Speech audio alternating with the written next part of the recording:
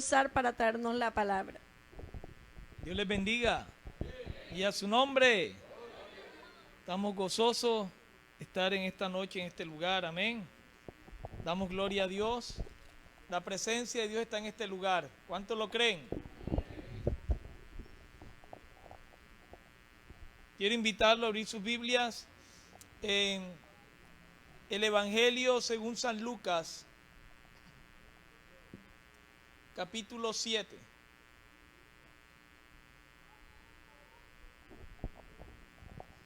Evangelio según San Lucas, capítulo 7.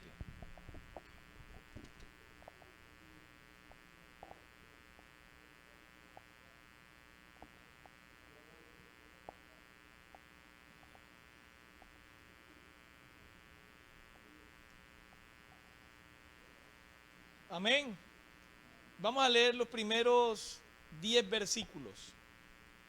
Lucas capítulo 7.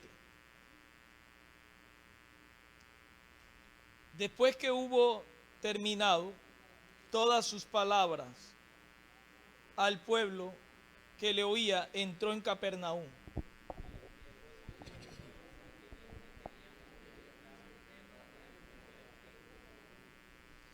Cuando el centurión oyó hablar de Jesús, le envió unos ancianos de los judíos, rogándole que viniese y sanase a su siervo.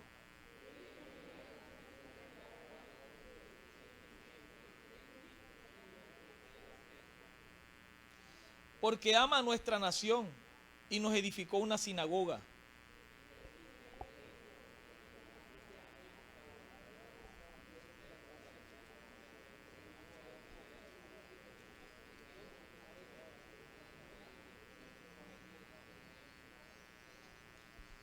Por lo que ni aún me tuve por digno de venir a ti, pero di la palabra y mi siervo será sano.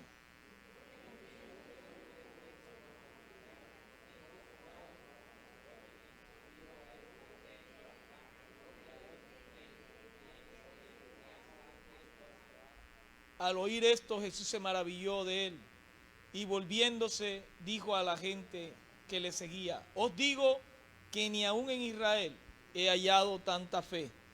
Y al regresar a casa, los que habían sido enviados hallaron sano al siervo que había estado enfermo. Amén. Puede tomar su asiento. Aquí esta palabra nos habla de que Jesús sana al siervo de un centurión. Este pasaje de los primeros 10 versículos del capítulo 7 del Evangelio de Lucas. Que Jesús sana al siervo de un centurión. También podemos decir la fe del centurión. Porque aunque el milagro ocurre en el siervo del centurión, quien se moviliza para que eso ocurra fue el centurión. ¿Qué es un centurión? Es un soldado romano, el cual está al frente de una centuria o 100 soldados más. Ejerce autoridad, tiene mando, tiene un estatus, es comandante de 100 soldados, por eso le decían en Roma, una centena, le decían en Roma, le decían centurión, exacto. Recibían ese nombre, los centuriones. Ocurre algo y es que Jesús llega a Capernaum. Él está en Capernaum y el siervo del centurión estaba enfermo. Un hombre que tal vez trabajó con aquel centurión mucho tiempo, estuvo con él, gran amigo, una excelente persona, pero alguien a quien el centurión aprecia mucho, y aquí nos lo está expresando este pasaje, la preocupación que tiene el centurión por su siervo, a quien amaba, a quien apreciaba, a quien consideraba su amigo. Era algo inusual de pronto un centurión expresara estos sentimientos, que un centurión se preocupara por uno de sus siervos como lo estaba haciendo este hombre. Pero aunque pensaba que no había solución, la misericordia de Dios llega y llega aún a los gentiles, llega a un soldado romano. La misericordia de Dios llega a un jefe de centurias. La misericordia de Dios llega a alguien que era despreciado por la élite hebrea. Los judíos y la élite hebrea despreciaban a estos soldados romanos y más a los centuriones. Pero aquí la necesidad que tenía este hombre, la misericordia de Dios llega y alcanza la vida de este hombre. La fe del centurión. Hablemos de esta fe que tiene esta persona, porque es quien moviliza. Pienso que hay cosas que Dios hace por su misericordia, por su gracia, por su amor, y las hace en un momento, gracias, las hace en un momento automático, por decirlo así, pero hay otras cosas que se van movilizando y que generan el mover de la mano de Dios o direccionan de una u otra forma, parece que direccionaran ese mover de Dios hacia eso. Vimos varios pasajes de la palabra en donde en una ocasión un grupo de amigos saben de que Jesús está en una casa y que está predicando en esa casa. La casa está llena y no hay lugar por donde ingresar. Ellos conocen al paralítico del barrio, el paralítico de la cuadra, y lo buscan porque sabían que Jesús era el único que podía darle la salud, que Jesús era el único que podía restaurarlo de la situación postrada donde estaba aquel hombre. Pero al buscarlo entre cuatro y lo van a llevar a la casa, y al tratar de introducirlo no hay por dónde porque la casa estaba llena y aquellos hombres se movilizan.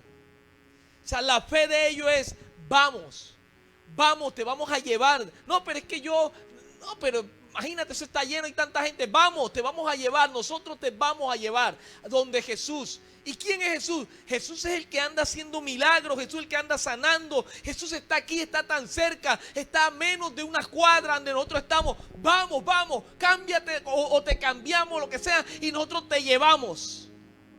O así como estás, vamos.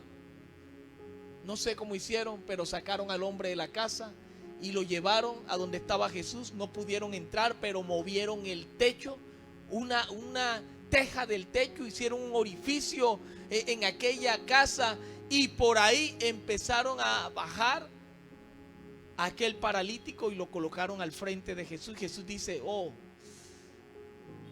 grande es la fe. Así que, hombre, toma tu lecho, levántate y vete. Y quedó en el instante, quedó sano. Pero hubo un mover, o hubo algo que antecedió a ese milagro, y es el movimiento de los 4 hombres. Aquí hay un movimiento y es de un jefe preocupado por su siervo. Un jefe preocupado porque el siervo de él estaba enfermo, a punto de morir. En el mismo pasaje, el pasaje paralelo a este, en Mateo capítulo 8, versículos 5 al 13, expresa que el hombre estaba paralítico y que los dolores eran tan fuertes que el hombre no resistía a los dolores. El hombre se quejaba mucho, estaba a punto de morir. El jefe, el centurión, estaba viendo y estaba escuchando día y noche los dolores, los sufrimientos, las quejas de este hombre y cómo sufría, o tal vez cómo lloraba por esa enfermedad que estaba padeciendo. Ahora se entera de que Jesús estaba en esa ciudad. Jesús estaba pasando por ese lugar. Jesús estaba en el lugar, en el momento indicado y en el lugar indicado, y él no podía quedarse brazos cruzados. Él tenía que hacer algo porque de una u otra forma, aunque era romano, había escuchado hablar de Dios, había escuchado hablar del Dios de Israel, había escuchado hablar de la misericordia de Dios, había escuchado hablar de los milagros que hacía Jesús por las regiones donde iba. Ahora Jesús estaba cerca y posiblemente este hombre tenía mucho dinero y había pagado intervenciones médicas y especialistas y había comprado medicamentos para que su siervo sanase, pero nada de esto le era posible. Pero ahora estaba Jesús, estaba cerca. Cuánto dan gloria a Dios. Jesús estaba cerca. Y dice que cuando el centurión oyó hablar de Jesús, se movilizó. ¿Y qué hizo? Envió a unos ancianos judíos rogándole que viniesen, que hablaran con Jesús y que Jesús llegara a su casa y sanase a su siervo. ¿Por qué envía a unos ancianos judíos? Él consideraba, como miembro de Roma, consideraba que no era justo, no era digno de acercarse a Jesús. Entonces envía a unos representantes, a unos ancianos judíos, y ellos van e interceden por medio de él como voceros, y empiezan ellos a hablar con Jesús y a decirle: mira, conocemos a un centurión cuyo siervo está grave, está enfermo, y está clamando para que ojalá, Señor, tú puedas llegar a su casa y sanarlo. Él cree y confía de que si tú llegas, lo sanas. Había unas características importantes en este siervo, en este jefe o en este centurión, y es el amor y la compasión por su siervo. Además de amar al siervo, tenía compasión. Y es algo que es importante tener hoy en día. No solamente es amar al prójimo, sino tener compasión. No solamente es amar a las personas como lo hizo Jesús, sino tener compasión también por las almas. Y en cualquier momento poder orar, presentarle la palabra de Dios, presentarle a Jesús como el Salvador, presentarle a Cristo como el médico por excelencia. En medio de esa tormenta y en medio de ese momento de adversidad, Él escucha a Jesús. Y qué hermoso es que en medio de las dificultades, en medio de los momentos que estés atravesando esta noche, puedas escuchar la voz de Jesús, que te dice: tranquilo, tranquila, yo estoy contigo. Yo estoy pasando por tu ciudad, estoy pasando por tu barrio, estoy pasando por tu casa, me estoy paseando por tu vida y no voy de paso, quiero quedarme y quiero hacer la obra especial en ti. Considera ahora a Jesús, lo considera superior. Dice: yo no soy digno. Pero cuando los ancianos llegan ante Jesús y hablan con Jesús, le dicen algo y le dicen: es que él necesita que le hagas el milagro. Y le dicen: es digno que le concedas esto, es digno. Señor, quien nos envía a nosotros y que tiene a su siervo enfermo, es digno que tú le concedas el milagro. ¿Y qué quiere decir digno? Digno quiere decir que se lo merece. Y es un pasaje en donde es uno de los pocos donde veo esta parte donde alguien se merece algo de Dios, donde alguien se merece un mover de Dios, un milagro de Dios. Saqueo, Jesús lo vio y le dijo: desciende, date prisa, porque es necesario que yo more en tu casa. Mas no le dijo: ven, que tú te mereces que yo vaya a tu casa, no.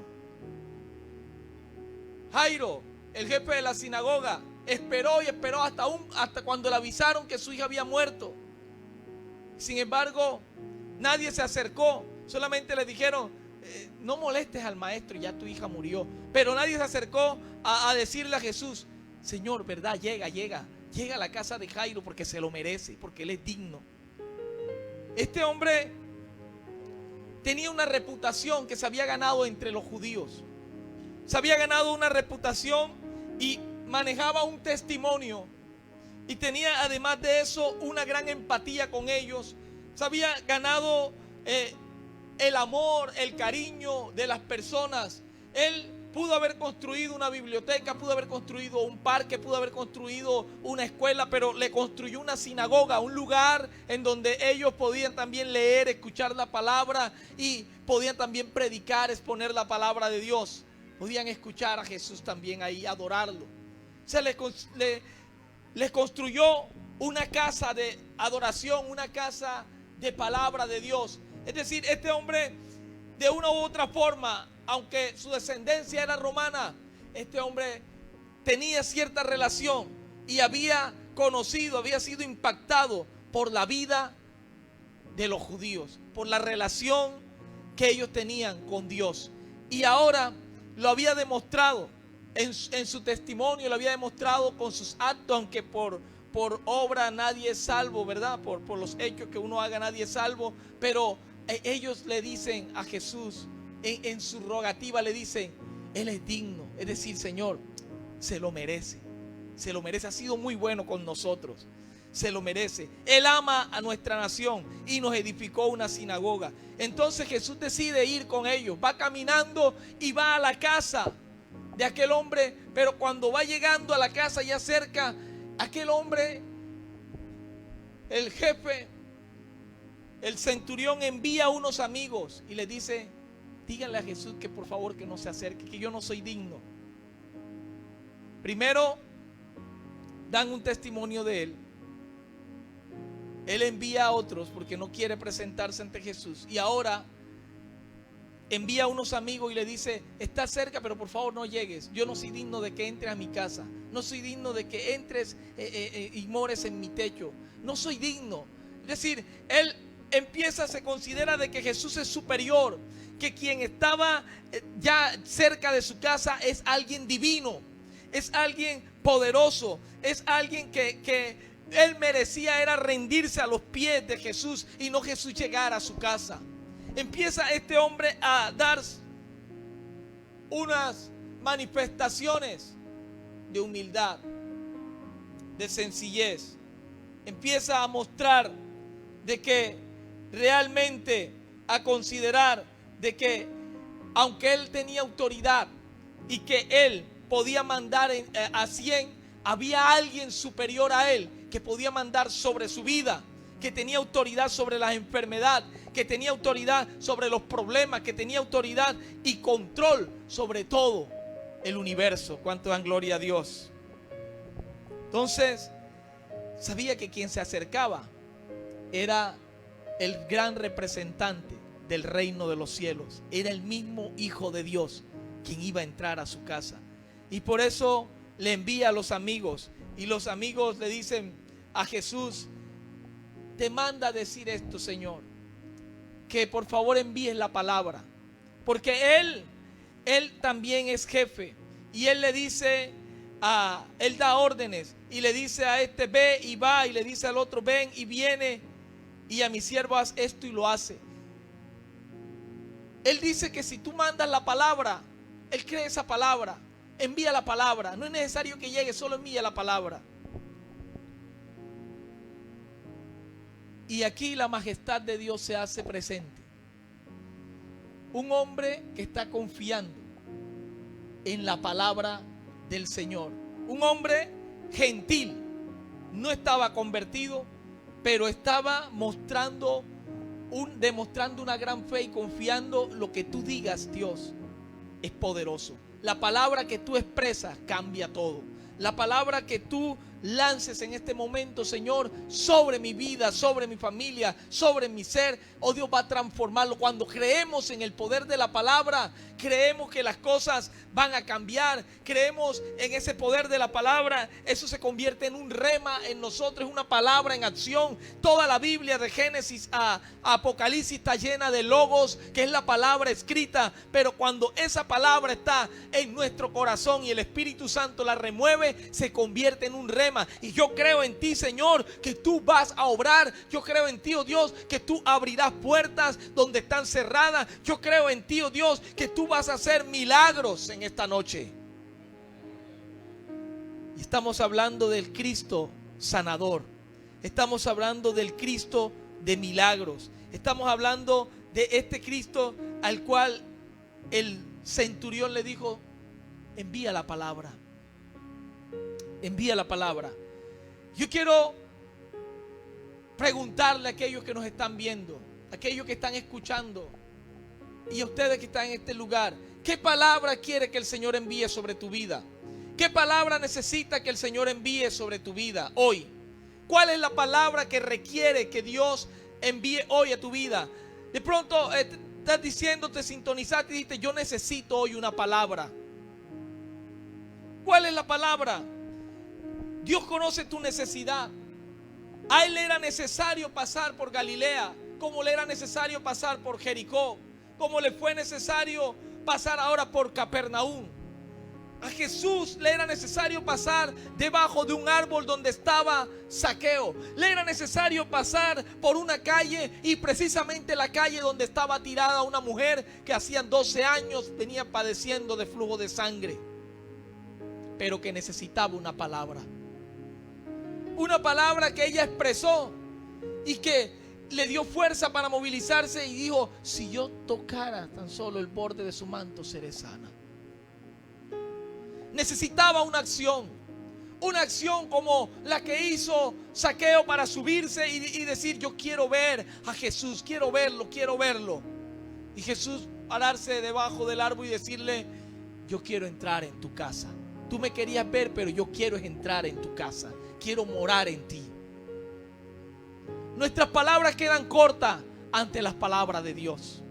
Nuestros pensamientos no tienen bases, o nuestros pensamientos quedan mínimos ante los pensamientos de Dios. Lo que Dios quiere hacer es mayor a lo que nosotros creemos o pensemos que Dios va a hacer con nosotros. Dios tiene algo inmenso preparado para ti. El plan de Dios y la plataforma de Dios, lo que Dios está creando para tu vida, no es lo que usted ni siquiera se ha imaginado, ni lo que yo me he imaginado, porque su palabra es poderosa. ¿Cuánto dan gloria a Dios? ¿Quién se imaginaba en Israel que un hombre romano, un soldado romano, iba a tener tanta fe? Y Jesús le dice, miren, no le dice a él porque él no estaba ahí presente, se voltea y le dice, miren, ni en toda Israel, ni en todos aquellos que van a las iglesias y que están reunidos en la sinagoga, yo he hallado tanta fe como en este hombre. Este hombre gentil, romano, centurión, no ha hallado tanta fe como en él. Solo digo así, Jesús no reprendió. Jesús no dijo, vamos a hacer una cadena de oración ahora y vamos. No. Jesús solamente expresó algo que estaba acorde a lo que aquel hombre está creyendo. ¿Qué es lo que estás creyendo que va a suceder en tu vida? Está acorde al propósito de Dios. Te estás movilizando en esa fe para que Dios lo haga. Si es así, Dios lo va a hacer. Jesús va a obrar en tu vida. Jesús te está tocando en este momento. No lo hizo aquí, no reprendió como en otras ocasiones reprendió el mar y el mar enmudeció, como en otras ocasiones reprendió y los demonios salieron del endemoniado ganadero y así, pero aquí no, aquí solamente Él viene y expresa, se dirige a las personas y sigue su camino. Y en el instante, el hombre que estaba allá, el siervo, recibió el milagro. El poder de la palabra. El poder de la palabra. Solo si le creemos al Señor con esta fe, Él intercede por usted siempre. Intercede por salud. Intercede por usted siempre. Está intercediendo para protegerlo, para guardarlo. Intercede por nuestro bienestar. El Señor siempre está intercediendo por nosotros. El enfermo no estaba presente. Nótese que en otras ocasiones el enfermo estaba presente, pero aquí el enfermo no estaba presente. El enfermo estaba en casa. Es más, Mateo expresa, el Evangelio de Mateo expresa de que según la manera como lo escribe Mateo, él dice de que el centurión llega y está hablando con Jesús, pero el evangelista Lucas dice no, el centurión no fue.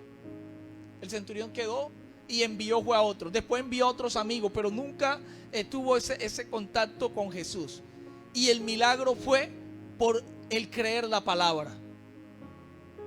Todo lo que nosotros vemos fue creado por la palabra de Dios. Dios creó el mundo por la palabra. En Génesis, Él lanzó la palabra y el mundo se separó. Los cielos se separaron de la tierra, se separaron, el mar se separó de la tierra. Todo fue organizado por el poder de la palabra. La palabra tiene un poder grande, la palabra de Dios.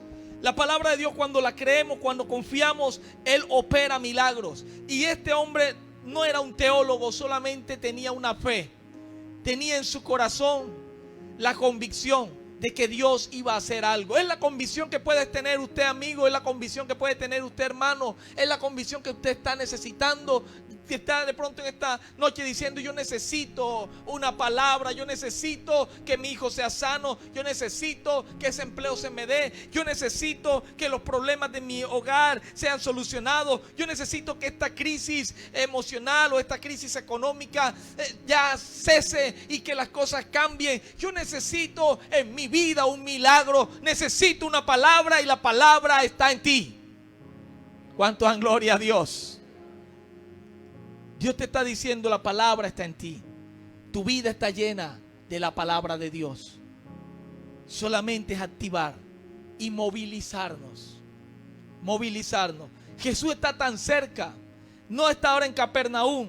No está ahora en Jericó. No está ahora en la sinagoga. No está ahora en el monte Moriah.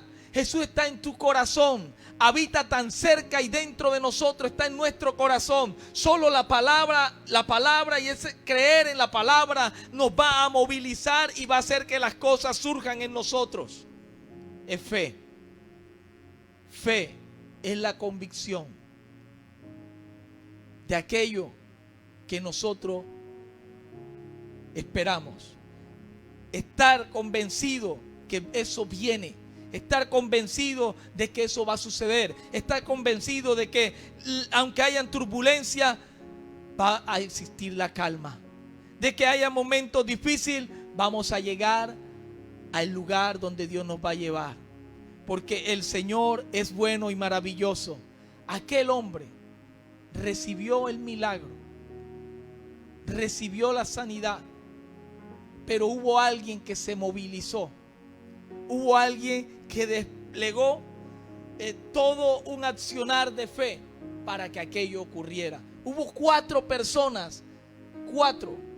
Los demás estaban contemplando y adorando a Jesús en la casa, pero habían 4 que estaban inquietos y decían: tenemos que traer a Pepe el paralítico, tenemos que meterlo en esta casa. ¿Cómo vamos a hacer? No sé, pero sabemos que si lo metemos en la casa, Pepe va a ser sano.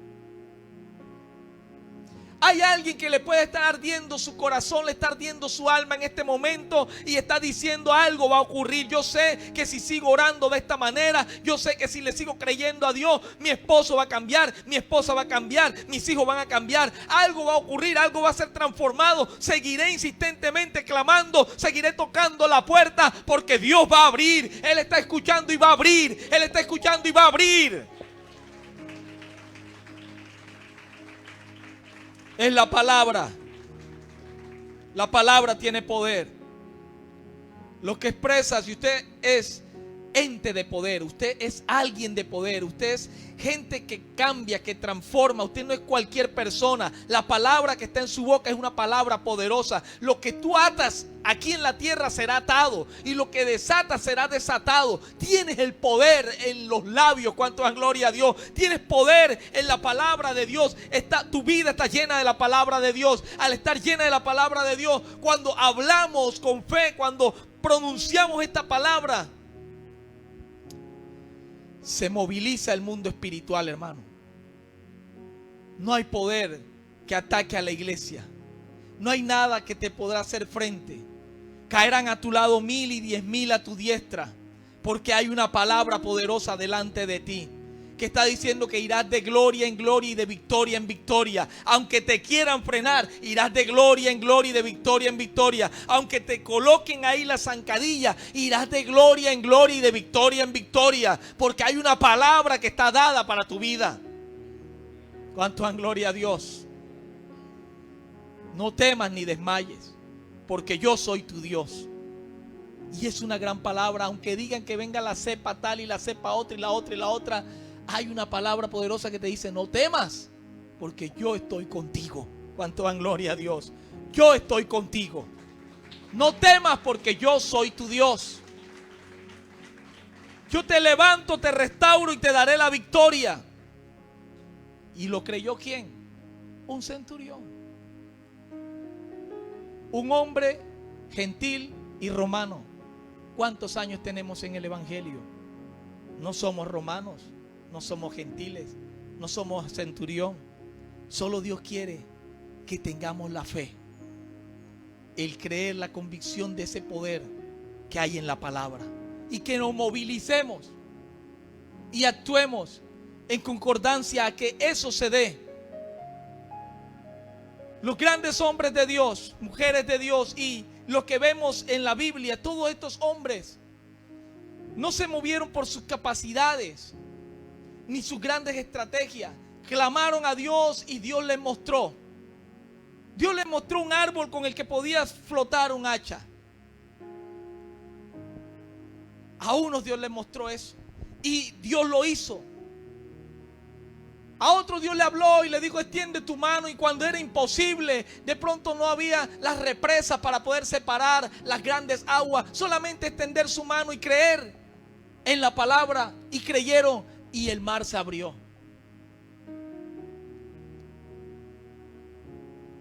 Otros creyeron en la palabra cuando vieron que era poco, que era insignificante para poder suplir mucho. Porque cuando estamos en medio de la circunstancia difícil, cuando estamos en el ojo del huracán, no es fácil de pronto decir: ay, sí, yo confío en el Señor o yo tengo fe. Si estoy en pleno ojo del huracán, cuando me está sacudiendo las cosas, entonces tengo que mirar qué es lo poco que tengo, por lo menos, para que con eso poco decirle: Señor, siquiera con este granito de mostaza, Señor, siquiera con una de las migajitas que caigan de la mesa, Señor, siquiera con estos pececitos y estos panecillos, Dios, quiero el milagro, creo en tu palabra.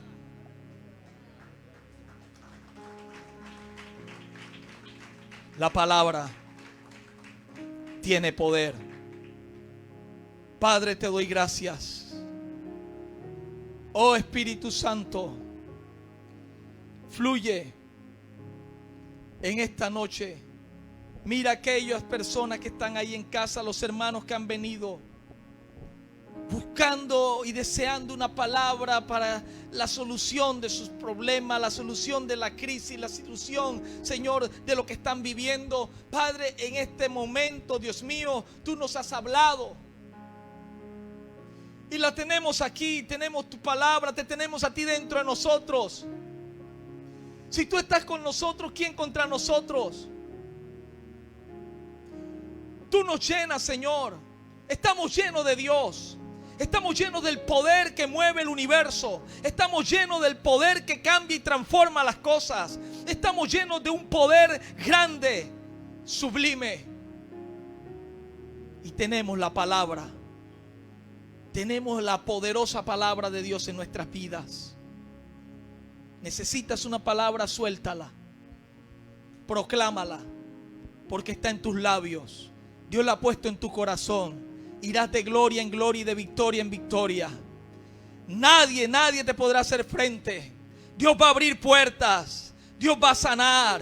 Envía la palabra ahora. Habla la palabra de milagro y esa palabra operará en tu vida. Habla la palabra de prosperidad y ahora en el nombre de Jesús, Dios va a obrar y va a abrir puertas de ese empleo que tú necesitas. Habla la palabra ahora de transformación en tus hijos, de cambio en tu familia, de transformación hacia tu esposo, hacia tu esposa. Habla esa palabra, confiésalo y empieza a expresarla, a creerla en tu corazón y a moverte en esa dirección.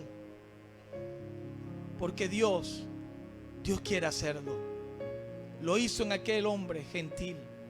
lo hizo en aquel romano que se movilizó creyendo en la autoridad que había en la palabra, creyendo en la autoridad y el poder que tenía Jesús. No necesitó un instituto bíblico, no necesitó estudio teológico, solo creer. Solo creer. Dios, di la palabra y eso va a suceder. Cree que está sucediendo en este momento. Cree que algo está pasando en tu casa. Cree que algo está pasando en tu cuerpo. Cree que algo está ocurriendo ahora. Que algo está siendo transformado en tu vida. Cree a la palabra de Dios. Porque si Dios está contigo, ¿quién contra ti?